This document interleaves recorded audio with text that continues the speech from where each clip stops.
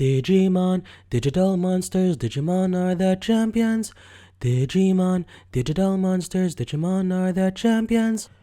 Mugendai na yume no ato no nani mo na yononaka ja so usai toshi omoi mo makesu no ni naru kedo. I am such a 90s kid.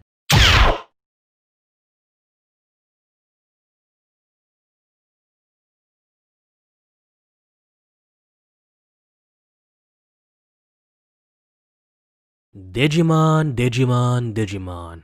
What can I say about it that hasn't already been said? Beginning in 1997 as a line of virtual pet toys in the same vein as Tamagotchi, it's oft compared to its much larger rival in Pokemon. Given the surface-level elements that both franchises share, this was inevitable. They involve the ownership of exotic creatures that you can nurture and make battle in your stead, and these creatures undergo an evolutionary phase or two throughout their lifespan. But these are indeed surface-level comparisons. Whereas Pokemon is centered more on healthy competition amongst the titular monsters and their trainers, Digimon holds higher stakes that often see both the digital and human worlds in peril and needing to be saved, often by a preordained group of Digimon and their human partners. And perhaps the most important detail of all, anyone can become a Pokemon trainer, while only a handful of human children are destined to have their very own digital monster friend, which when combined with a Digimon's greater level of sentience, makes their experiences far more personal affairs beyond a regular pet owner dynamic. I wish I could go on forever about the numerous differences between the two, but I'll instead refer you to this lovely video by Tamashi Hiroka, where she does an objective, in-depth side-by-side analysis on both franchises. If that tickles your fancy, go take a look at that, as this is not what this video is about. What I do want to talk about today is the newest Digimon anime series, Digimon Adventure. Yes, with a colon at the end. For the sake of this review, I'll refer to the show as Digimon Adventure XX. XX as in the Roman numeral for 20 and not just a cool sounding title, and 20 as in the 20th anniversary, and also 2020, you know, the year of its release and the year where... Anyway, the series was announced by Toei back in January and slated for an April release. Kind of unusual compared to Western animation, where the gap between the announcements and the eventual releases of animated series can go upwards of 1 year, with sneak peeks, teasers, and all manner of insider information interspersed within that time frame. This sounded like sensational news at first, but the timing could not have been more unfortunate. What with the coronavirus outbreak currently going on and putting new episodes on hold for a time. As a side note, the current Pokemon anime season also experienced its own COVID roadblock.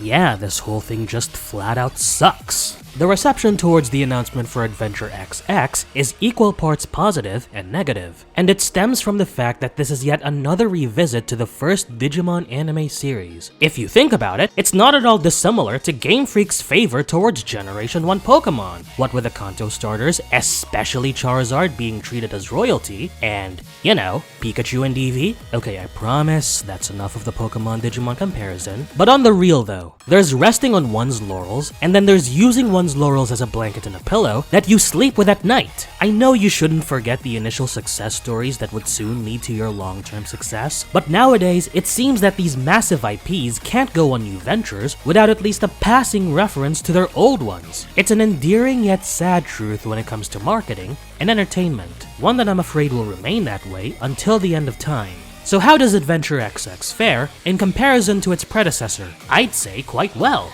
though sometimes too well. The premise remains mostly intact from the first Digimon adventure. 7 predetermined children, later 8, are appointed a companion digital monster, or Digimon. Together, with a bond forged in the fiercest of flames, they must protect the digital and human worlds from the forces of evil that deign to threaten them both. The chosen children and their Digimon partners are as follows: Taichi Yagami and Agumon, his younger sister Hikari Yagami and Tailmon, Yamato Ishida and Gabumon, his younger brother Takeru Takaishi and Patamon, Sora Sora Takenouchi and Piyomon, Koshiro Izumi and Tentomon, Mimi Tachikawa and Palmon, and Joe Kido and Gomamon. The similarities pretty much end there. And for better or worse, Adventure XX manages to differentiate itself enough from the original series in numerous ways. As far as the narrative is concerned, there's the obligatory change in setting, from 1999 Shibuya to present-day Tokyo, which naturally means the latest in technological advancements. Speaking of the main cast, they're not gathered together at the offset like in the original series, which means they're not familiar with each other at all and have only met for the very first time. On a technical standpoint, the advances in animation over the years truly do wonders for this series. When it comes to the movement of everything and everyone, this new series is easily light years more fluid than the original. It may not sound like a fair comparison to make, but I still need to bring it up,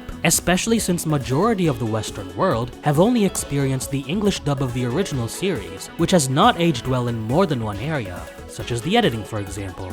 3-second scenes looped and sped up with each repetition, orphaned audio recordings left over in the final broadcast of an episode, the looping of stock footage? No, I'm not shitting you, just to name a few, exacerbating the overall stiffness of the original, especially when viewed with a modern mindset. And all this back in the day, when the English localization of Japanese properties was aggressive in its effort to shape them to be suitable for Western audiences, sometimes to the point of disassociation from the source material altogether. At least when it comes to IPs aimed at a younger demographic. On the tangent of the animation, it gives me hope that there will be much less stock footage this time around, or at the very least, they won't be as prevalent. This gives me hope that the animation team will avoid having to take such shortcuts that are starting to show their age. It could be a minute detail to some of you, but I'm excited about the idea that each and every single frame of every episode in this series will always be different from the last, with the exception of the evolution sequences that is, which, to their credit, look gorgeous as all hell. Apart from that, my point still stands. The new voice actors all do a standout job in filling the shoes of their predecessors, capturing the daring do of Taichi, the inquisitive nature of Koshiro, the early bloomed moodiness of Yamato, the gentleness of Hikari, and so on and so forth. As an aside, I'd like to take this time now to pay my respects to the franchise's most unfortunate losses, longtime musician Koji Wada, and Sora's original seiyuu Yuko Mizutani, both in 2016, and Taichi's original seiyuu Toshiko Fujita in 2018. Here's to the new cast in their efforts to carry on the torch that was left behind. Now for the areas of contention. When I said that the changes made by the new series worked too well, I'm more referring to the narrative. These are indeed spoilers, so skip to this timestamp if you want to avoid them. The first of these spoilers is Taichi fighting off the Algamon swarm after mere moments of entering the cyber world. It's supposed to demonstrate his bravery, I know, but it's too sudden an escalation, given that he had only arrived there and was completely out of his element. Compare this to the original series, where the kids responded appropriately to being transported to a world that's different from theirs. Yes, Taichi showed courage there too, but also reservations regarding his circumstances.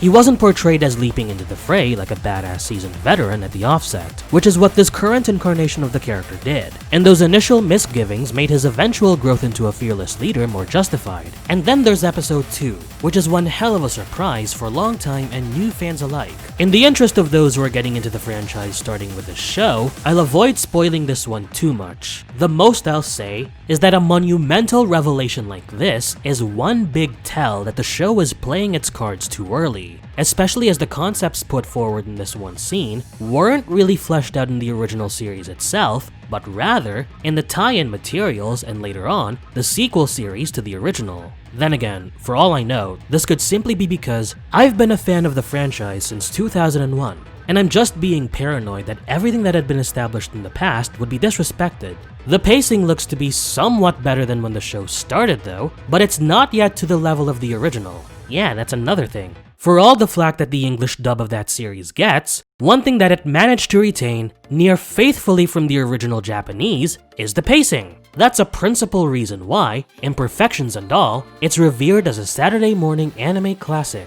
Only time will tell if this reboot will do just as well on that front.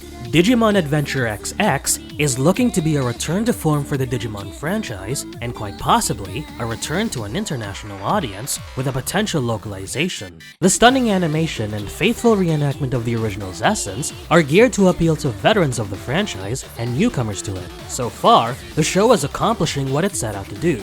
thanks to its adventurous feel and the idiosyncratic relatability of the characters. The mixed yet slightly leaning to positive reaction from the first 2 episodes seems to be steering into an eventual, fully positive reaction, as initial doubts have been and continue to be rectified. Who's to say what's in store in the future? But I'd be lying if I told you I'm not looking forward to it. I'm very happy to say that Digimon is back. Until the next video, I'm the one and only CR Martin, and I'll see you guys later. Ciao for now.